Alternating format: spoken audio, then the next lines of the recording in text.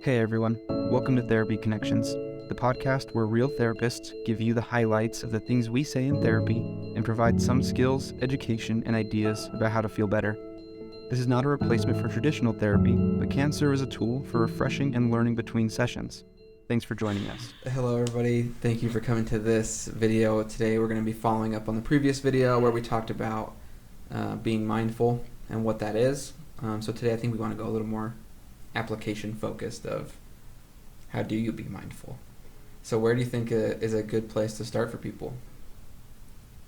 Josh, you're up this time. I was like, you're the clinical one. So in the last episode, we talked a little bit about the importance of starting to recognize where you're at, right? Shara talked about specific areas where you feel like you might need to be more mindful. Moving past that, I think the steps then become, okay, once I know what area I'm being mindful in, how do I now apply that? One suggestion that I would start with is just do a simple observation. Oftentimes we as therapists talked about this as like a body scan. I don't work a lot with kids, so correct me if I'm wrong, but I imagine a good technique for them would be if you imagine a flashlight scanning over your body. What do I feel in my head while I'm doing X activity? What do I feel in my chest or in my stomach, in my arms, in my legs? And so through observation, if we can do a body scan and just observe what am I feeling, what thoughts am I having, I think that's a good first place to start being mindful. Because what you'll find is that as I'm sitting here trying to film a podcast talking about these things, I'm already like, what's for lunch, right? So I can observe in my mind that my brain is going elsewhere. So observation, I think, is probably the first step. Yeah, just like stopping, noticing where you're actually at. Mm-hmm. I like that. Like I got an itch in the back of my head right now. And so then my mind's like, can I itch it while I'm filming or will that look weird? You can. Right? Yeah. It might look weird, but you still could do it. You can still do it. I would say too, so I like that idea. Stop and just like take a second to observe whatever is going on inside of you. And then I would say decide where it is, like what's going to be your anchor. What are you going to keep coming back to? Because it's not just a matter of observing and then saying, okay, well, brain, just be wherever you are and I'm just going to notice it. We want to be able to be intentional about what it is we're doing. So if we're, last time we used the example of taking a shower, right? Well, if you're taking a shower and you notice that your brain is going everywhere, it's not just about noticing that it's going everywhere. It's about redirecting it and coming gently back and saying to yourself, I'm noticing the hot water. I'm noticing what I am actually feeling while I'm in the shower, right? That would be a way to start being more mindful. Yeah, I think sensations is going along with that in the shower idea. I think sensations is always a good way to be mindful.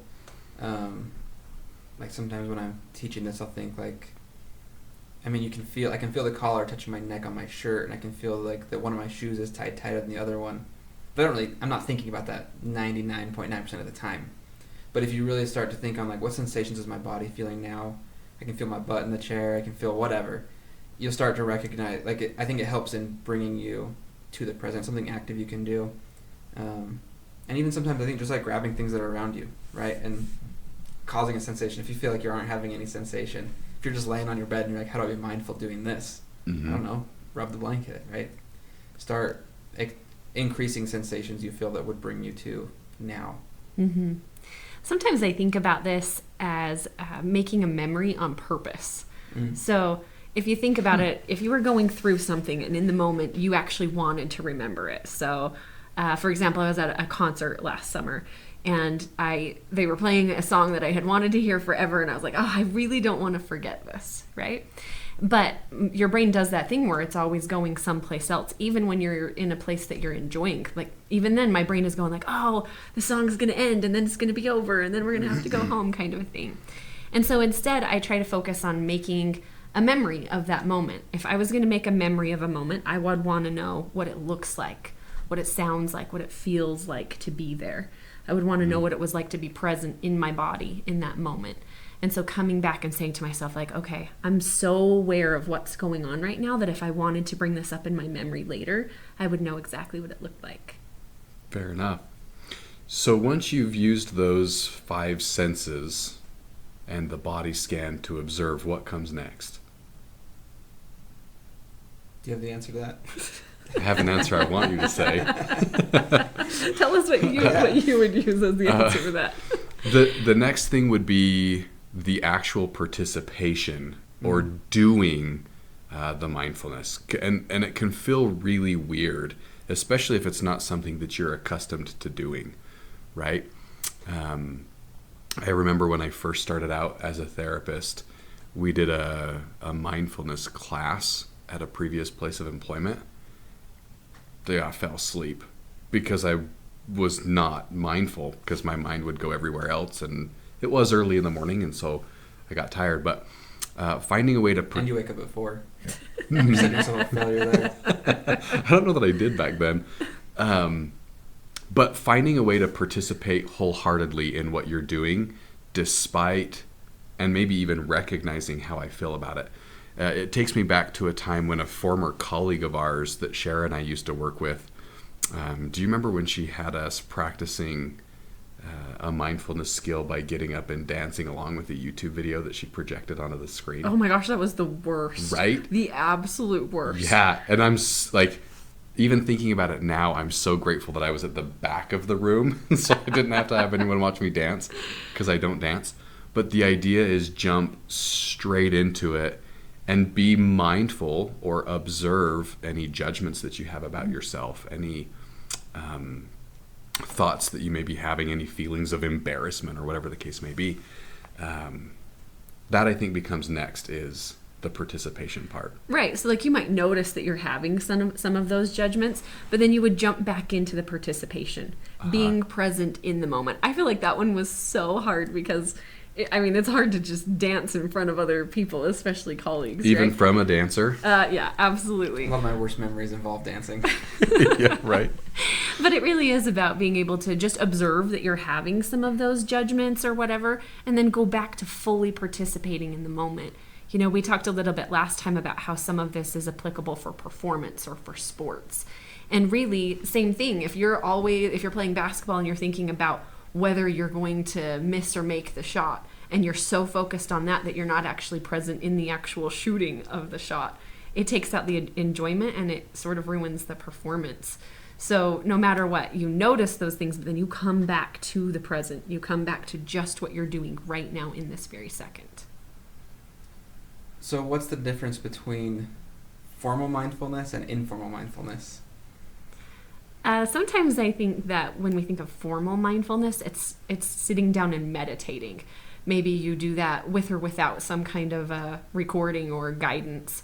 But more of an informal mindfulness is really just like stopping and reminding yourself to be fully present in the moment, like we've been talking about. Yeah. And it can only take a few seconds. It doesn't have to be long at all.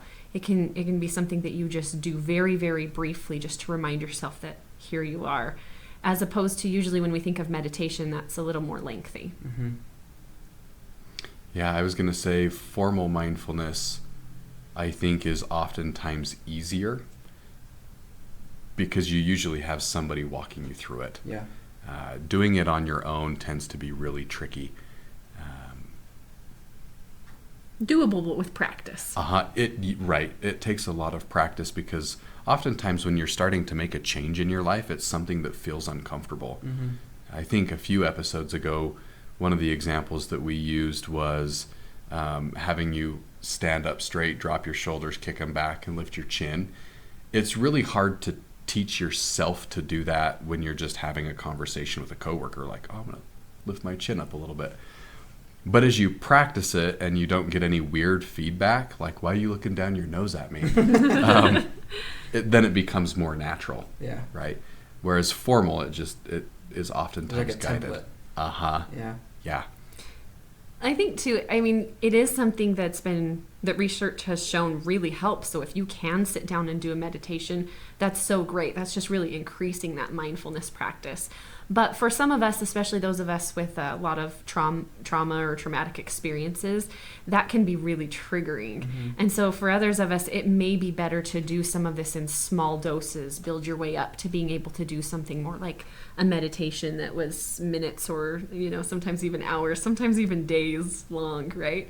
That people practice mindfulness. So I think that it's just important to sort of figure out what you're capable of in your life now.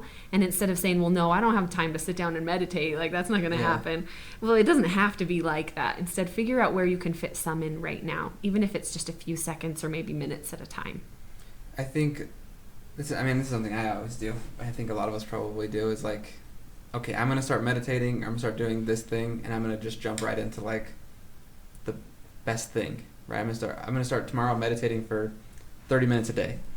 The likelihood of that actually happening is probably very low if I've never done meditation before. Not because I wouldn't try, but meditating for 30 minutes, if you don't meditate, it can feel like an eternity. And so I usually compare it to just like exercising. If you would decide you were gonna go to the gym, you wouldn't just go straight in and pick up the heaviest weights or do the most reps, unless you're Josh, but. Still not. When it comes to like meditating, I'm like, okay, well maybe if we start, let's meditate or let's try and be mindful for 1 minute. It might not seem like super effective at first, but if you can't do it for 1 minute, you can't do it for 30. You can't do it for a whole day. You can't do it when you're doing the dishes, right? So Right.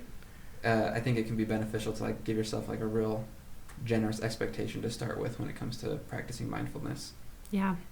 I think a great place for people to start is using a skill that's called the STOP skill. So STOP, that acronym. And that looks like actually stopping. So that's the S. Actually stop. Take a breath. Observe what's going on inside of you, where you're at, and then proceed back into your life. It can really be that fast. Stop, take a breath, observe, proceed. I like that. I do too. I think it can be super helpful, and oftentimes that's what I end up working on with clients is it doesn't need to be lengthy, and quite frankly probably shouldn't. And you can find pretty quick results even with a pretty quick intervention like the STOP skill. Yeah, I think that's perfect. Well, thanks for everyone for watching today's video. I'd encourage you to practice the STOP skill or any other kind of mindfulness skill that you've been interested in. Whether that's meditation or whether that's mindfully doing your dishes, whatever it's going to look like.